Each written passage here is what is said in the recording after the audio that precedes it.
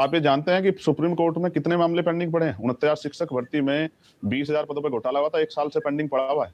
और मध्य प्रदेश के कब 27% पिछड़े वर्ग को आरक्षण मिले, वो भी पेंडिंग पड़ा हुआ है। लेकिन यहाँ कल ये दाखिल हुआ, आज सुनवाई होगी। तो सुप्रीम कोर्ट जो है, जिनके ऊपर जिम्मेदारी है संविधान की व्याख्या की और न्याय सुनिश्चित करने की, से कमजोर वर्गों के जो मामले जाते हैं वो पेंडिंग पड़े रहते हैं या उन पर निगेटिव, और जहां इस तरह के मामले जाते हैं जिसपे अभी तक कोई मामला ही नहीं आया। क्या इस यूजीसी गाइडलाइन के बाद कोई एक मामला कहीं दर्ज हुआ है? अभी तक इक्विटी कमेटी नहीं बनी है। नहीं, आप सही कह रहे हैं, आधार पे माना जाए, सही कह रहे हैं, लेकिन मैं सुप्रीम कोर्ट ने जो चिंताएं जताई हैं, मैं उस पर आपकी सीधे राय जानना चाहता हूं। सुप्रीम कोर्ट ये कह रहा है कि एक तो सबसे पहले ये बड़े अस्पष्ट किस्म के नियम बनाए गए, भाई जातिगत भेदभाव या जातिगत प्रताड़ना, शोषण कुछ भी हो सकता है। मतलब इतना वेग, इतना खुला, इतना स्पष्ट तरह का आपने इसका परिभाषा इसकी दे दी है, कोई कुछ भी कह के कुछ भी आरोप लगा देगा, तो दुरुपयोग की सीधे आशंका है इसमें। नहीं, स्पष्ट तो है, मैं इससे सहमत हूं, इसको ना नहीं कर रहा हूं। हाँ। स्पष्ट है, इस बात में मेरी सहमति है। हाँ। लेकिन मानक भाई 498A पे सुप्रीम कोर्ट का ही ऑर्डर था ना, सुप्रीम कोर्ट का ही था ना कि भाई ये जो है ये टेररिस्ट वो एक्ट है। लेकिन जब गुजरात की सरकार गई कि साहब इसको फैमिलियर कर देते, इसमें गिरफ्तारी रोक लगाते, तो हाई कोर्ट ने रोक लगा दी ना कि भाई ऐसा नहीं कर सकते हैं। आप समझ रहे, कोई कानून ऐसा है जिसमें फॉल्स केस ना रजिस्टर्ड हुए? इसमें तो रजिस्टर्ड ही नहीं हुआ भाई कोई। मैंने तो मांग की, अगर आपने देखा हो, ध्यान दिया हो, तो ये तो केंद्रीय विश्वविद्यालय है, मैंने तो मांग की कि IIT में, NIT में, IIM में, मेडिकल कॉलेजेस में, एम्स में, जितने वर्क प्लेस हैं, कृषि विद्यालयों में, तमाम टेक्निकल यूनिवर्सिटी में भी इक्विटी कमेटी बननी चाहिए। और ऐसी कमेटी बननी चाहिए जिसपे किसी का ऑब्जेक्शन ना हो, ठीक है, वो बननी चाहिए। और इक्विटी कमेटी बना के हम ये भेदभाव, सबसे इंपॉर्टेंट ये है कि भेदभाव ना हो। हाँ। लेकिन भेदभाव में 118% की वृद्धि हुई है। हाँ। इसको तो नकारा नहीं जा सकता, ये तो हमने रिपोर्टिंग नहीं की है। लेकिन एक बात बताइए, इसका जो ऑथेंटिक डेटा बनाया वो तो एजेंसी ने बनाया है। बड़ी बुनियादी सी बात है उस कमेटी में, जब यूजीसी बोल रहा है SC, ST, OBC, दिव्यांग और महिला, इसको ले लेना चाहिए। भाई किसी जनरल कास्ट के व्यक्ति का क्यों नहीं होना चाहिए उसमें कमेटी में? वरना जिसका बस चलेगा वो सारे ही डाल देगा SC, ST, OBC को। और जिसका बस चलेगा, अगर ये इतना ये फाउंडेशन नहीं होगी, तो जब ये वो नहीं था सिस्टम में, रिजर्वेशन नहीं था, तो पिछड़े वर्ग के कितने लोग आ जाते थे। जहां सिस्टम में आप देख रहे हो कितने बैकलॉग से चला रहे हैं, 80% के बैकलॉग से सेंट्रल यूनिवर्सिटी OBC, 83% का बैकलॉग ST और 64% का बैकलॉग शेड्यूल कास्ट का। जहां रिप्रेजेंटेशन में ऑलरेडी कमी नहीं है, वहां 3 दिन में AWS आ जाता है भाई, कानून बन जाता है, कोई विरोध नहीं करता। आप मुस्कुराएंगे मानक जी अगर मैं कुछ कहूंगा? कहूं? कहिए बिल्कुल मानक साहब। हाँ बिल्कुल कहिए। अगर आप ये कह रहे हैं कि इक्विटी कमेटी में सामान्य जाति का व्यक्ति, इन्होंने इसको डिक्लेयर नहीं किया कि होना चाहिए, जबकि उसमें 7 लोग बचे हैं, जिसमें महिला भी सामान्य हो सकती है, दिव्यांग भी सामान्य हो सकते हैं। तमाम यूनिवर्सिटियों के जो वाइस चांसलर वो तो सामान्य जाति के हैं, ये तो किसी छिपा हुआ नहीं है। 3 प्रोफेसर, ये तो बैकलॉग है OBC के, तो प्रोफेसर नहीं मिलेंगे आपको इस कमेटी के लिए। मैं चैलेंज करता हूं, अगर आपको यूनिवर्सिटी में प्रोफेसर मिल जाए, उनकी संख्या कम है, ST के भी नहीं मिलेंगे। लेकिन सुप्रीम कोर्ट में भी तो रिप्रेजेंटेशन नहीं है हमारा, तो सुप्रीम कोर्ट के जज क्या बायस्ड होकर हमारे खिलाफ कुछ ऑर्डर कर सकते हैं? हम तो नहीं मानते इस बात को। जिन जजों ने दिया है ऑर्डर, अगर वो SC, ST, OBC के नहीं है, मैंने जानकारी नहीं हासिल की, तो क्या मैं मानूं कि वो बायस्ड होकर दिया? मैं तो नहीं मानता इस बात को। मेरी तो असहमति, मुझे लगता है न्यायपालिका स्वतंत्र है और वो सबके लिए ठीक है। लेकिन क्या इस बात का ऑब्जेक्शन SC, ST, OBC के लोग लगा दें कि भाई न्यायपालिका में जो है हमारा रिप्रेजेंटेशन नहीं है? मानक भाई, ठीक है, वहां के जो चंद्रशेखर भाई, आपने मिसयूज की बात कर ली। एक मिनट सुन लो मानक भाई। तो क्या SC, ST, OBC के लोग कहें कि ये जो वो दिया हमारा तो व्यक्ति नहीं था वहां, तो इसका मतलब हमारे खिलाफ इसलिए कि हमारा व्यक्ति नहीं था? नहीं, ऐसा नहीं है, आप समझो मेरी बात को। ये इसलिए वो रखा गया है, पैरामीटर बनाया गया कि भाई इन वर्गों का रिप्रेजेंटेशन हो, क्योंकि जब बनाने वाला बनाएगा तो ऐसा ना इनमें से एक भी ना रखे। अच्छा ठीक है, इसलिए रखा गया। ठीक है, ओके, ऑलराइट, ओके, मान लीजिए, मैं कह रहा हूं, चलिए आपने मिसयूज की बात कर ली, आपने कमेटी की बात कर ली, ये OBC को इसमें डालने की क्या जरूरत है? SC, ST के ठीक है, आप बोलिए, चलिए उनका तो हमेशा से एक इतिहास रहा है। OBC को भी डाल दिया आपने मान लिया कि जो प्रताड़ना करेगा, प्रताड़ित करेगा, शोषण करेगा, वो जनरल कास्ट का ही होगा। पहले ही अपराधी मान लिया आपने, जनरल कास्ट के सारे अपराधी, SC, ST, OBC के सारे पीड़ित। Epic online action game war thunder download करें और धांसू युद्ध के साथ अपना दिन बनाएं। ये सिर्फ एक गेम नहीं है, बल्कि एक असली एक्शन है, जहां धांधू की चीख, जलते आसमान और हर शॉट की चिंगारी शानदार स्पेशल इफेक्ट के साथ दिखती है। मिलिए अपलॉट T-Tank से। मानक भाई क्यों मुझसे कहलवाना चाह रहे हैं? एक पूर्व मुख्यमंत्री है उत्तर प्रदेश के, पूर्व मुख्यमंत्री, कार्यालय जिस दिन खाली किया था, गौमूत्र से उसका शुद्धिकरण करवाया था। एक जज है मुरलीधर इलाहाबाद से, जब कार्यालय खाली किया ना, तो अभी कुशवाहा और यादव साहब की चोटी काट ली थी व्यासपीठ पे बैठने पे, मूत्र से जो शुद्धिकरण करवाया था। काहे को मुझे कहलवा रहे हैं? क्या गांव सब तक खुलेआम एक डिप्टी चीफ मिनिस्टर है उत्तर प्रदेश के, सैन सविता समाज को नव्वा कह रहे थे। देखो मानक भाई, एक बात समझो, कई बार आप ना चाहते हो कि इस तरह का अपराध कर जाते हैं, क्योंकि हमारे यहाँ सिखाया नहीं जाता, हमारे यहाँ बताया नहीं जाता कि भाई किसी के मन को ठेस नहीं पहुंचानी, हमें क्या कहना है इससे इंपॉर्टेंट है क्या नहीं कहना है। आप समझे मेरी बात को, मैं किसी को अपराधी नहीं घोषित कर रहा हूँ, लेकिन मैं आपको ये कहना चाहता हूँ कि भाई जिनका कोई एक केस बता दो आप पिछले 10-12 साल के स्टडी में कि दलित पिछड़े वर्ग के बच्चों ने सामान्य जाति के बच्चों को जाति के आधार पर भेदभाव शोषण किया, आप बता दो आपकी उसमें आया। अच्छा एक काम करिए, फिर एक काम करिए, ठीक है, आप एक काम करिए, फिर आज आप कह दीजिए चंद्रशेखर आजाद, आप कह दीजिए कि ओबीसी ने कभी भी एससी एसटी का शोषण नहीं किया। नहीं, एक सेकंड, अब आप क्लियर कर दीजिए, आप बोल दीजिए ओबीसी ने कभी एससी एसटी का शोषण नहीं किया। मानक भाई मेरी बात सुनो, मानक भाई जब तक आप मेरी बातें सुनोगे तब अब आप सवाल मुझसे कहोगे कि फिर आप चंद्रशेखर जी मोदी जी की तारीफ करके कह दीजिए कि ये किया उन्होंने। हाँ, मैं ये बात बिल्कुल कह देता, अगर 12 साल में उन्होंने इस 80% डिपोर्टेशन को बैकलॉग को पूरा कर दिया, अगर उन्होंने सरकारी संस्थान भेज के आरक्षण को खत्म ना किया होता तो मैं कह देता। मैं कह रहा हूं, मैं कह दूंगा, अगर वो पार्लियामेंट में बिल ले आए मैं बिल का समर्थन करूंगा, जो बिल बनवा दो तमाम जो है वर्क पैलेस पे, मैं इसका समर्थन करूंगा, धन्यवाद दूंगा मोदी जी का। एक बात, वो बैकलॉग पूरा कर दे स्पेशल ड्राइव चला के, मैं उनका धन्यवाद करूंगा, स्वागत करूंगा उसको। बैकलॉग चला के इसको पार्लियामेंट चल रही है अभी कर दे। और मैं आपको बताता हूँ, सुनना चाहते हैं हम सरकार कितनी देसी है, आप सुनिए। फिर 1 फरवरी को जगतगुरु सतगुरु रविदास महाराज की जयंती, पूरे देश दुनिया में उनके मानने वाले लोग रहते हैं, अभी तक सरकार ने अवकाश घोषित नहीं किया। पिछली बार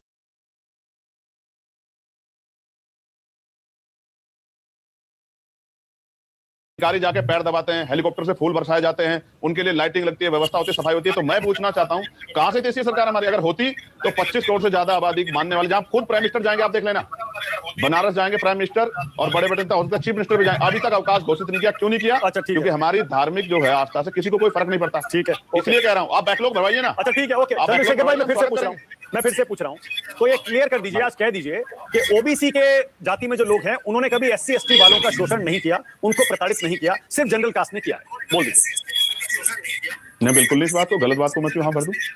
जिसको जहां मौका मिला है, अगर कहीं कोई बहुसंख्यक है तो वो इसका फायदा उठाता है, इसमें कोई दो राय नहीं है। लेकिन क्या कभी शेड्यूल कास्ट के लोगों ने अगर कहीं ओबीसी ने किया तो ऐसा थोड़ी कह दे कि उन पर कार्रवाई ना करो? भाई कोई गलत करेगा, अपराध करेगा तो उस पर कार्रवाई होगी। लेकिन इसमें सबसे बड़ा सवाल क्या पड़ता है, मैं आपको बताता हूँ। बड़ा अच्छा सवाल आपने कर दिया, आपने इक्का फेंका है तो अब आप सुन लो, तो रुक से उसकी काट क्या है ये भी आप जान लो। जितने सामान्य जाति के लोग बीजेपी में बैठे थे, बताओ किसने जो है इसके फायदे क्यों नहीं गिनाए? क्योंकि सरकार की जानकारी में आई, जैसे आप कृषि कानून पे गिनाते, 370 पे गिनाते, 3 तलाक पे, जो आपसे जिनको आप जानते भी नहीं थे उन पे गिनाते थे। और ये विचार का फर्क है, आप समझो।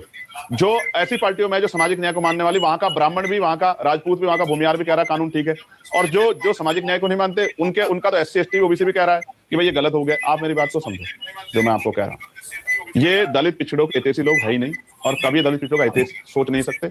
मैं आपको बहुत जिम्मेदारी से कह रहा हूं, मैं आपकी दाद दे रहा हूं, पिछड़ों के लिए सबसे, मैं आपकी दाद दे रहा हूं, मैं आपकी तारीफ करना चाहता हूं। एक सेकंड रुकिए, मैं आपकी तारीफ करना चाहता हूं, रुकिए मानक भाई, एक सेकंड, अच्छा मानक भाई एक सेकंड, इसके बाद करना, मैं आपको मौका दूंगा। वैसे कहते हैं मीडिया में अगर कोई तारीफ आपकी कर लेना तो समझ लो कि आपका बस समझ लो क्या होने वाला। हमारे तो चंद्रसिंह जी कहते थे मीडिया आपकी तारीफ करो, मान लो दिख गए। लेकिन मानक भाई मैं कह रहा हूँ, दलित पिछड़े वर्ग के लोगों की एकता का हम कितने लंबे समय से प्रयास कर रहा था। अब देखो क्या हुआ, दलित पिछड़ों के नेता बोले नहीं, दलित पिछड़ों के पढ़े लिखे वर्ग में जो उनका ब्रेन है, जो यूनिवर्सिटियों में, कॉलेजों में, आज उनके मन में चिंता है। आज उनको कौन दिख रहा है कि सिर्फ चंद्रशेखर बोल रहा है और कोई नहीं बोल रहा है। इसका मतलब उनके साथ अन्याय होगा तो सिर्फ चंद्रशेखर खड़ा होगा। और आप इस बात को भी बहुत गहराई समझो, आज जो चुप्पी है, मैं सामान्य जाति के उन नेताओं का धन्यवाद करूंगा जिन्होंने अपने समाज के लिए, जो अभी हुआ भी नहीं अपराध, उसके लिए वो सड़कों पर उतर के आए, उनको बधाई। लेकिन जो दलित पिछड़े चुप थे, आदिवासी नेता चुप थे, जो पार्टियां चुप थी और उनके सामाजिक न्याय की बात करते, उनसे भी ये पढ़ा लिखा समाज अब जवाब मांगेगा, उस सवाल खड़ा करेगा कि भाई आप कैसे हमारे नेता हो? जब हम पे मुसीबत आती है तब तो भाग जाते, तो चंद्रशेखर रहता है, और जब वोट की बारी तो आप आ जाते हैं हाथ जोड़ के कि भाई हम आपके साथ हैं, हम आपके साथ हैं, हम साथ आपके। ठीक है, बहुत बढ़िया, सही कह रहे हैं, बिल्कुल सही कह रहे हैं आप, बिल्कुल सही कह रहे हैं आप। उन गिने चुने नेताओं में जो खुलकर मीडिया में बोल रहे हैं, सारी पार्टियों के प्रवक्ता गायब हो गए। चंद्रशेखर भाई एक सेकंड, आप सही कह रहे हैं, मैं आपसे सहमत हूं, सारी पार्टियों के प्रवक्ता, नेता, सांसद, एमएलए सब गायब हो गए आप गिने चुने नेताओं में। लेकिन मैं आपकी तारीफ करना चाहता हूं, आपने दिल खोलकर ईमानदारी से कहा कि एससी एसटी को ओबीसी ने भी दबाया और प्रताड़ित किया, उसका शोषण किया। अगर ऐसा है तो ये यूजीसी के नियमों में, रुकिए, जो जान गया वो तो भाई मानता है, भाई से ज्यादा। अरे सवाल तो सुनिए, यूजीसी के नियमों में एससी एसटी के साथ ओबीसी को क्लब कर दिया गया है भाई साहब। उधर से जनरल कास्ट ही प्रताड़ित कर सकता है। अगर ओबीसी के किसी छात्र ने एससी एसटी छात्र को प्रताड़ित किया तब क्या करेगा वो? आपका सवाल हो गया? हाँ, सवाल हो गया आपका? हाँ। अभी सवाल रह रहा है जैसे बीच में। मैं ये कह रहा हूं, कोई अगर अपराध करेगा तो उसके अपराध पे कार्रवाई करने के लिए पूरा सिस्टम है। चाहे वो एससी, अगर एससी एससी पे को करेगा, शोषण करेगा, तो क्या एससी एससी पे अगर शोषण करेगा तो कार्रवाई नहीं होगी? आप बताओ मुझे, अपराध नहीं बनेगा? अगर कोई एससी किसी एससी की हत्या कर देगा या उसको जो है और नुकसान पहुंचा देगा तो कार्रवाई नहीं होगी? मानक भाई, एससी एसटी ओबीसी ये एक ही परिवार है। जो लोग समझ गए हैं वो एक दूसरे के साथ खड़े, जो नहीं समझे हैं वो एक दूसरे पे अन्य अत्याचार भी कर रहे हैं और मोहे भी बन रहे हैं। जितने समझदार बन जाएंगे कि मंडल कमीशन में कौन इनका विरोध कर रहा था और आज जो है कौन विरोध कर रहा है, ये जो भाईचारे का, मानक भाई बहुत सॉलिड बात बता रहा हूँ, ये जो भाईचारा था ना, हिंदू भाईचारा, और ये जो भाईचारा था क्या नाम, हमें जो है हिंदू राष्ट्र बनाना, कहाँ गया ये तो एक हफ्ते में दूर हो गया। क्योंकि हिंदू भाईचारा बनाने वाले भाई अपने पिछड़े हिंदू भाइयों के, दलित हिंदू भाइयों के सिर्फ इस आधार पे कि उनके साथ शोषण ना करें, यही लोग, उस पे ये एक गाइडलाइन बनी तो उसी पे भाईचारा खत्म हो गया। प्रधानमंत्री क्या क्या शब्द कह रहे थे, आपने नहीं देखा? हाँ। हिंदू राष्ट्र जिसको कहते हैं, हिंदू हृदय सम्राट, क्या हुआ उसका? ठीक है, इस सब देश ने देखा कि देश में जातियां हैं और जब जिसके ऊपर आंच आती है ना, वो फिर भाईचारे को जवाब दिया, पहले वो हो जाता है। आज क्यों सवर्णों खिलाफ है, आज सवर्णों खिलाफ क्यों लिख रहे हैं, आज क्यों कह रहे हैं हिंदू खिलाफ नहीं है, और ये हिंदुओं के लिए नहीं आ गया ये जो पिछड़े वर्ग के हिंदू उनके लिए। चंद्रशेखर भाई, आपने जो जवाब दिया ना, आपने जो जवाब दिया उसको मैं ऐसे समझ रहा हूँ, आपने कहा कि अगर कोई ओबीसी वाला भी एससी एसटी छात्र को प्रताड़ित करेगा, उसका शोषण करेगा, जातिगत टिप्पणी करेगा, भेदभाव करेगा, तो एससी एसटी का वो छात्र एससी एसटी एक्ट में उस ओबीसी छात्र के खिलाफ भी शिकायत कर सकता है। यानी यूजीसी नियमों में इसके प्रावधान की जरूरत नहीं है। चैट जीपीटी सीखना है, आ जाओ, सिखा दूंगा। प्रेजेंटेशन 2 मिनट में बनाना है, आ जाओ। आप पे भी बात करना चाहता है क्या मानव भाई? आपके चैनलों में जो बैठ के वहां ज्ञान फैल रहे हैं और किस तरह की चीजें वो कर रहे हैं कि भाई कोई लड़की को कोई प्रपोज करेगा, एससी और बीसी का लड़का, और वो मना कर देगी तो वो एक्ट लगा देगा। ये इस पूर्वाग्रह से, मेरे भाई 75 साल हो गए आजादी को, अब तो इस पूर्वाग्रह से बाहर निकलिए। आप अपने चैनल पे बिठा के मुझसे कहना चाहते हैं कि बीसी के खिलाफ एक्ट की कार्रवाई हो और ये एक विवाद खड़ा हो जाए, आप ये कहलवाना चाहते हैं? ना, बिल्कुल नहीं। मैं सिर्फ ये सुनना चाहता हूँ, अगर एससी एसटी छात्र को किसी ओबीसी आप ये क्यों कह रहे हो? आप ये क्यों नहीं कह रहे हो? आप ये क्यों नहीं कह रहे हो? मैं कह रहा हूं, आप ये क्यों नहीं कह रहे हो मानक भाई कि जिसकी चोटी काटी गई थी क्या वो हिंदू नहीं था? जिसके कार्यालय का जो है पूर्व मुख्यमंत्री का गोमूत्र से जो है शुद्धिकरण कराया था, वो हिंदू नहीं था? जिसको व्यासपीठ पे बैठने पे जिसका मुंडन करवाया गया था, वो ओबीसी हिंदू नहीं था? क्यों करवाया गया? क्योंकि जातियों में वर्ण व्यवस्था, फिर जाति व्यवस्था, ऊंच नीच का भाव, ये सब चीजें मौजूद है। अपराध कोई किसी के साथ करे, उस पर कार्रवाई के लिए कानून बना हुआ है, और एससी एसटी एक्ट इसे यूजीसी से नहीं डिफाइन होता। ठीक है, वो तो पुराना है। ठीक है, वो तो बहुत पुराना है। अब मुझे बताइए, लेकिन जब एससी एसटी ओबीसी एकजुट हुए तो बहुत बड़ी तकलीफ हुई सब लोगों को। ठीक है, ये सब दिख रहा है। ठीक है। अब मुझे बताइए, 2012 के जो नियम थे उसमें ये झूठी शिकायत करने पर सजा का प्रावधान था, वो भी हटा दिया गया। भाई झूठी शिकायत तो कोई भी कर सकता है, बिना किसी डर के कर सकता है। सहमत हूँ, बिल्कुल सहमत। हाँ, बिल्कुल सहमत हूँ। हाँ, कब ना कर रहा हूँ, तो प्रावधान आना चाहिए ना। गाइडलाइन मैंने थोड़े बनाई है, लेकिन मैं आपको एक बात कह रहा हूँ। ईडी का कन्वेंशन रेट पता है आपको क्या है? सीबीआई का लगभग 75% है। 25% मुकदमे में लोग बरी हो जाते हैं। तो सीबीआई के सारे अधिकारी पर केस कर दो। मैं तो कह रहा हूँ हर मामले में, हर धारा के साथ ये कनेक्ट कर दो कि अगर कोई झूठी वो कराएगा, 302 हो, 376 हो, 498 हो, ए हो, या कोई भी हो, 3556 हो, कोई भी हो, 101 हो, अगर कोई भी प्रावधान बना देना गवर्नमेंट कि अगर झूठी कराएगा तो खिलाफ कार्रवाई होगी। कौन मना कर रहा है? मैं कह रहा हूं आपसे, मैं एग्रीड हूं। लेकिन मैं आपसे पूछना चाहता हूं, ये जो ईडी ने इतने मामले दर्ज किए और बाद में कन्वेंशन रेट बनेगा, तो ये मीडिया जो डिबेट कर लेती है और तमाम तरह की क्रेडिबिलिटी कराती है, उसको वापस लौटा देगी क्या? ईडी के अधिकारियों पर केस कर दोगे क्या? ठीक है, ठीक है। सीबीआई पे कर दोगे? एनआईए पे केस कर दोगे? अच्छा, आप बताओ, कोई ऐसा मामला बता दो ना एक चीज जिसमें अगर उसके बाद होगा। ठीक है, एक चीज और चंद्रशेखर भाई, एक चीज और मैं मानता हूं। देखिए, एससी एसटी ओबीसी को आरक्षण भी दिया गया है, ऐतिहासिक तथ्य हैं, एक सेकंड, हमें पता है। एक सेकंड मानक भाई, अच्छा बोलिए, आप बोलिए। मैं कह रहा हूं हम मानते हैं ये बात, सबको पता है आरक्षण दिया गया एससी एसटी ओबीसी को, लेकिन ये यूनिवर्सिटी में, कॉलेजों में पढ़ने वाले छात्रों का क्या कसूर है? बच्चों को तो कम से कम पहले से अपराधी मानकर मत चलिए। या ये आप ये कहना चाहते हैं कि आजकल के जो बच्चे हैं वो भी इसी तरह के जातिवादी मानसिकता वाले हैं और वो एससी एसटी ओबीसी के छात्रों को प्रताड़ित करते हैं, जातिगत टिप्पणियां करते हैं, भेदभाव करते हैं, बच्चे भी? जवाब दूं? हाँ। एससी एसटी ओबीसी के जो बच्चे हैं, आप ये कहना चाहते हैं, ये पूरा सिस्टम ये कहना चाहता है कि वो स्कूल में पढ़ने नहीं जाते, किसी पे आरोप लगाने जाते हैं? क्या उन पे इतना समय है कि वो अपनी पढ़ाई छोड़ के लोगों पे आरोप लगाते फिरेंगे? आप ये कहना चाहता पूरा सिस्टम बैठ के कि एससी एसटी के बच्चे जो है, ओबीसी के बच्चे पढ़ने नहीं जाते वहां यूनिवर्सिटियों में? और आप पढ़े लिखों के बच्चों की बात पूछ रहे हैं। पढ़े लिखे बच्चों की बात ये कि हायर एजुकेशन सेंटर में 118% की वृद्धि हुई है। ये किसने की? कौन है ये लोग? ये नीचे नहीं हुई है, प्राइमरी स्कूल में नहीं हुई है, वो काउंट नहीं होती है। 118% की वृद्धि पायल तड़वी की संस्थानिक हत्या यही हुई हायर एजुकेशन सेंटर में। रोहित वेमुला की संस्थानिक हत्या यही हुई हायर सेंटर में। डेल्टा मैगवाल और तमाम कितने ऐसे मामले। सुप्रीम कोर्ट का आज का जजों ने जो टिप्पणी की वो आपको पढ़ के सुना रहा हूं। नियमों में ये क्यों मानकर चला जा रहा है कि सिर्फ जाति आधारित भेदभाव है, अन्य आधारों पर भी तो उत्पीड़न होता है? भाई जैसे ये जो रेगुलेशन है ये ऐसी स्थितियों में भेदभाव को कवर करेगा क्या जहां जाति पहचान स्पष्ट ना हो? भाई देश के अलग अलग हिस्सों से जब कोई छात्र आते हैं, उनके साथ उनके जहां से वो आते हैं उसके आधार पर उनके साथ भेदभाव होता है। याद है आपको नॉर्थ ईस्ट का जो बच्चा था हाँ। देहरादून में, जिसकी स्थान के आधार पे लिखा है ना, उसमें लिंग स्थान लिखा है ना, उसमें उन्होंने ऐड किया ना महिलाओं को, उसमें उन्होंने ऐड किया ना दिव्यांगजनों को, SC ST के साथ OBC नहीं, मेरे ख्याल से स्थान नहीं लिखा है। मैं दोबारा चेक कर लेता हूं, मेरे ख्याल से स्थान नहीं लिखा है। लिखा हुआ है,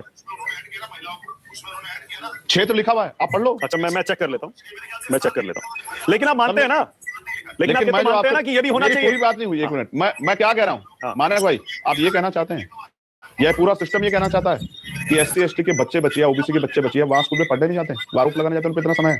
आप इस बात को स्पष्ट करना, आप मुझसे बार बार करते ना कि अपराधी मान लिया जाए। मैं आपसे पूछना चाहता हूँ, कौन है वो जो कहना चाहता है कि भाई आरोप लगा देगा कि SC ST बच्चे जो कर्ज लेके, लोन लेके, जमीन बेच के, जो जिनके महापुरुष बाबा साहब अम्बेडकर कहते हैं शिक्षा उनका हथियार है, शिक्षा श्रेणी का दूध है जो पिएगा दाड़ेगा, वो यूनिवर्सिटी और कॉलेजों में वो आरोप लगाने जाते हैं? अच्छा, जन्म स्थान लिखा है, मैंने चेक कर लिया। वो रणनीति बनाते बैठ के, जन्म स्थान उसमें लिखा हुआ है, जन्म स्थान के आधार। क्या उनके पास इतना समय है कि वो रणनीति बनाएंगे किसी को आरोप लगाने की? क्या वो पूर्वाग्रह रखते हैं? जो खुद पीड़ित हो पूर्वाग्रह रखते हैं किसी से? मतलब आप ये कहना चाह रहे हैं, मतलब आप ये कहना चाह रहे हैं चंद्रशेखर भाई, 100% SC ST OBC के बच्चे झूठ नहीं बोलते और 100% जनरल कास्ट के बच्चे अपराधी हो सकते हैं? नहीं, मैंने तो नहीं कहा 100% हो सकते। 100% होता तो ये क्राइम रेट बहुत ज्यादा बड़ा होता। 100% जिन्होंने अपना विशेषाधिकार मान रखा, जन्म से अधिकार की, हमें इनको नीचा दिखाना है। अच्छा, आप मेरी बात सुनो, जब कोई कोटे को कोठा बोलता है मानक भाई, तो आप मुझे बताओ कि आप कोठे वाले तो 10% आर्थिक आधार पर आरक्षण छोड़े ना सामान्य वर्ग, पहले छोड़ दे। अगर उसको आरक्षण बुरा लगता है तो छोड़ दे, क्यों नहीं छोड़ सकता है? EWS का बैकलॉग भरा जा रहा है, SC ST OBC का नहीं भरा जा रहा है। मैंने आपको बता दिया सेंट्रल यूनिवर्सिटी जिनको सेंट्रल गवर्नमेंट देख रही है, क्यों नहीं भर पा रहे? NFS हो रहा है, इसको क्यों भूल जाए हम लोग? कौन 100% की बात कर रहा है? शिकायत पर कम से कम, मैं तो आपसे पूछ रहा हूं, झूठी शिकायत पर सजा का प्रावधान तो होना चाहिए ना चंद्रशेखर भाई, इतना तो मान लीजिए ना आप। नेचुरल जस्टिस, मैं आपके झूठी शिकायत इस मामले में इस पूरी गाइडलाइन में दर्ज हुई है। यूट्यूब चैनल बनी, पिछले उसमें आपको कोई डेटा होगा कि 100 झूठी शिकायत दर्ज होगी थी और उन पे 100 पे हमने कार्रवाई कर दी, यूनिवर्सिटी ने कार्रवाई कर दी। सुप्रीम कोर्ट ने आज कहा जाति विहीन समाज की दिशा में जो कुछ हासिल किया गया, क्या हम इन नियमों से उससे पीछे नहीं जा रहे हैं? उनका वीडियो ना बनाए, स्कूल के बच्चों को सिखाते हो या फिर कॉम्पिटिटिव एग्जाम्स की तैयारी कराते हो, गवर्नमेंट एग्जाम सिखाते हो या फिर arts like music and dance? शैक्षणिक संस्थानों में भारत की एकता झलकनी चाहिए। हम तो एकदम उल्टी दिशा में जा रहे हैं, कोर्ट बोल रहा है। बिल्कुल मानक भाई, 2 मेरी टिप्पणियां हैं। पहली है, इसमें वास्तविकता में होना नहीं चाहिए शैक्षणिक संस्थानों में किस तरह का भेदभाव। उसको रोकने के लिए हमें बचपन से अपने बच्चों में ये भाव पैदा करने पड़ेंगे, किसी के मन को ठेस ना पहुंचाएं। ऐसे शब्दों का प्रयोग, क्या कहना है इससे इंपॉर्टेंट ये है क्या नहीं कहना है, किन बातों से दूसरे के मन में पीड़ा होगी, क्या बातें हमें नहीं कहनी है। दूसरा, इतना बड़ा समाज किस परिस्थिति से लड़के यहाँ तक आया है, आजादी से पहले उसके क्या हालात थे, उसका क्या रिप्रेजेंटेशन था, आज क्या है, उसने क्या क्या सहा है। इस बात से हमें अपने बच्चों को अवेयर कराना चाहिए प्राइमरी एजुकेशन में। तब जाके मुझे लगता है कि वो कभी कभी गलतियां जानबूझ के नहीं की, कभी कभी हो जाती है, बाद में सच्चा होता है, लेकिन तब तक बहुत दूर भागे वो अपराध की श्रेणी में चला जाता है। अरे बहुत पैसा, कॉन्स्टिट्यूशन के मूल्यों की बात करने वाले सर्वोच्च न्यायपालिका क्या अपने यहाँ पर रिप्रेजेंटेशन कर पाई है? उनके ऊपर कितने बड़े सवाल खड़े किए, इसी सरकार ने सवाल खड़े किए थे कि हमें जो है all India judicial service commission बनाएंगे, एक बात। दूसरी बात, EWS क्या गैर संवैधानिक नहीं था? मैं पढ़ा लिखा व्यक्ति, वकील हूँ, एक जनप्रतिनिधि भी हूँ, मुझे सामान्य जाति के लोगों ने वोट किया, मैं उनका भी, उनकी भावनाओं का सम्मान भी करता हूं। अगर उनके साथ कोई अन्याय होगा तो उनके साथ भी खड़ा होकर दिखाऊंगा, आपको कहता नहीं हूं। लेकिन आप मुझे बताओ, जब संविधान में आरक्षण का प्रावधान, शैक्षिक पिछड़ापन, सामाजिक पिछड़ापन और रिप्रेजेंटेशन की कमी है, तो बिना किसी आंकड़ों के जो राजनीतिक फायदे के लिए 2019 में EWS लाया गया, तो सर्वोच्च न्यायपालिका ने किस आधार पर उसको सही एक्सेप्ट किया कि 5-1 के उससे जो है ऑर्डर से उसको पास कर दिया कि भाई ये सही है? क्या संविधान में आरक्षण का प्रावधान आर्थिक आधार पे है? अगर मैं गलत हूं तो आप मुझे करेक्ट कर दो। नहीं, आप सही कह रहे हैं, संविधान की व्याख्या करने आप सही कह रहे हैं। एक मिनट, आप सही कह रहे हैं। मतलब आप ये कह रहे हैं कि जनरल कास्ट के गरीबों को जो 10% आरक्षण दिया गया वो गलत है, उसे वापस हो जाना चाहिए, आप उसके पक्ष में नहीं है। और भाई फिर आप ये भी कहते हैं कि मैं जनरल कास्ट के जो पीड़ित हैं उनके पक्ष में खड़े होने को तैयार हूं। ये दोनों बातें तो विरोधाभासी हैं। रिप्रेजेंटेशन में कभी जहां दिखा दो, आप जिस विभाग में मैं चलकर धरना करूंगा उसके खिलाफ, आप एक विभाग बता दो उसके खिलाफ जाकर धरना करूंगा, वचन देता हूं आपको। चंद्रशेखर है मेरा नाम, अपने वचनों को पक्का हूं। एक डिपार्टमेंट बता दो जहां रिप्रेजेंटेशन कम हो सामान्य जाति का, चलिए धरना दूंगा, और ना दिया तो जो आप कहेंगे वो सजा एक्सेप्ट कर लूंगा, वचन दे कहता हूं। चलिए बताइए कौन से विभाग में कम है? आपको पता है सुप्रीम कोर्ट में अभी एक पिटीशन आई है 2-3 दिन पहले सुप्रीम कोर्ट में, जिसमें ये कहा गया है कि जनरल कास्ट में भी कुछ जातियां हैं, मैं नाम नहीं लेना चाहता, उनका राजनीतिक तौर पर प्रतिनिधित्व नहीं है, उनको राजनीतिक तौर पर पिछड़ा घोषित कर दिया जाए। यानी जनरल कास्ट को आप जो कहते हैं कि सारे 80% 70% बैठे हुए हैं, उनमें से कुछ जातियां ऐसी हैं जिनको कोई प्रतिनिधित्व नहीं है। सही है, सही बात है। किसकी जिम्मेदारी है? किसकी जिम्मेदारी है? आप ये कह रहे हैं, मैं आपको उत्तर प्रदेश की 6 जातियां दिखती है, शेड्यूल कास्ट की 60 नहीं दिखती है, उनका रिप्रेजेंटेटिव ये तो नहीं दिखा किसी को। और पिछड़े वर्ग की कितनी जातियां हैं और कितने एमपी बनते हैं? 3763 जातियां हैं, तो उनमें से कितने 3763 एमपी हैं यहाँ ओबीसी के? शेड्यूल कास्ट की हजारों जातियां हैं कि हजारों एमपी हैं यहाँ? ये भैया माफ करो मानक भाई, कसम खा के बैठे हैं कि एससी एसटी ओबीसी को अधिकार नहीं देंगे, कसम खा के बैठे हैं कि एससी एसटी के अधिकारों पे कोई बात आएगी तो उस पर कलम फेरनी है। मैं आपसे कह रहा हूँ 6763 जातियों में बटते हुए समाज को, जिसमें 3000 ज्यादा जातियां ओबीसी की हैं, तो उनकी तरफ भी देख लो, उनका तो रिप्रेजेंटेशन बिल्कुल भी नहीं, आप स्वीकार कर लो, जाति बना दो, इतनी बना दो और पिछड़ों को पॉलिटिकल रिजर्वेशन दे दो, मैं सहमत हूँ। एक सवाल और, आज सुप्रीम कोर्ट में भी मसला आया ये, शेड्यूल कास्ट की जितनी जातियां हैं मानक भाई, शेड्यूल कास्ट की जितनी जातियां हैं उनका भी तो प्रतिनिधित्व नहीं है, लेकिन उनका तो हजारों साल से नहीं, तो उनको दे दो ना पहले। मैं ये कह रहा हूँ भाई साहब, वो कर दो भाई जी, मैं ये कह रहा हूँ कॉलेजों में आपने भी इतनी राजनीति की है, आपको भी पता है कॉलेजों में तो फर्स्ट ईयर के स्टूडेंट्स की रैगिंग बिना जाति के आधार पे होती है, नया देख के रैगिंग होती है, उसमें कौन सा जाति पूछ के रैगिंग होती है? तो रैगिंग के लिए नियम होना चाहिए ना, कि जाति आधारित नियमों में सिर्फ एससी एसटी ओबीसी को डालने के लिए क्या जरूरत है? मैं पूछा रैगिंग को आप सही मान रहे हैं? बिल्कुल नहीं, कौन सही मानता है उसे? तो गलत तो गलत ही है ना। अरे तो आप भाई रैगिंग के लिए बनाइए, उसमें सबको इंक्लूड करिए। मानक भाई उदाहरण ऐसे दूंगा, दांत तले उंगली दब जाएगी। मानक भाई आईपीएस पूरण कुमार जो एडीजीपी लेवल रैंक के थे, उन्होंने कास्ट बेस्ड एट्रोसिटी के बाद सुसाइड किया था हरियाणा में। आप बात करते हैं दफ्तरों में होता है जातिवाद, आप कॉलेज की बात कर रहे हैं, कॉलेज भी तो ये घर से मिलता है, ये बताया जाता है आप किस जाति के हैं, आप ऊंचे या नीचे। और सुनो, अभी आईएएस टीना डाबी हैं, वो टॉपर रही है अपने बैच की, लेकिन अभी 3 दिन पहले इसी सोशल मीडिया पे उनसे गलती हुई, मीडिया ने कह दिया कि मैडम इधर मुंह कर लो, और बच्चे सामने खड़े हुए थे, तो उस पे जो है उनको ट्रोल किया गया कि आरक्षण से जो है ज्ञान नहीं आता। अरे मानक भाई छोड़ो यार, क्यों हमसे कहलवा रहे हो, क्यों सच से आंखें फेरना चाह रहे हो? जो बच्ची टॉपर है, आईएएस है, उसको जो है आप जाति के आधार पर कर रहे हैं। आप अपमान इसलिए कर रहे हैं क्योंकि आपको पच नहीं रही है कि वो टॉपर कैसे होगी। मैं कह रहा हूं ये हायर एजुकेशन सेंटर में बैठने वाले लोग, क्या ये घर नहीं जाते? क्या ये अंतरजातीय विवाह को स्वीकृति देते हैं? क्या ये इनका माइंड बहुत ब्रॉड हो गया है? तो फिर इसमें क्राइम क्यों बढ़ रहे हैं? 118% की वृद्धि क्यों हो रही है? और इसको मैं सरकार में नहीं हूं जो हम इसको कहीं वो करवा रहे हो कि भाई हम इसको काउंट करवा रहे हो, तो सरकार ही काउंट करवा रही है ना, सरकारी एजेंसी काउंट कर रही है, तो क्या वो गलत काउंट करने लगी है? इसका जवाब सरकार से मांगो ना। ठीक है, okay. Meet Boreum, your AI-powered research companion. With 170 million papers, 140,000 journals, and millions of patents, Boreum gives you instant.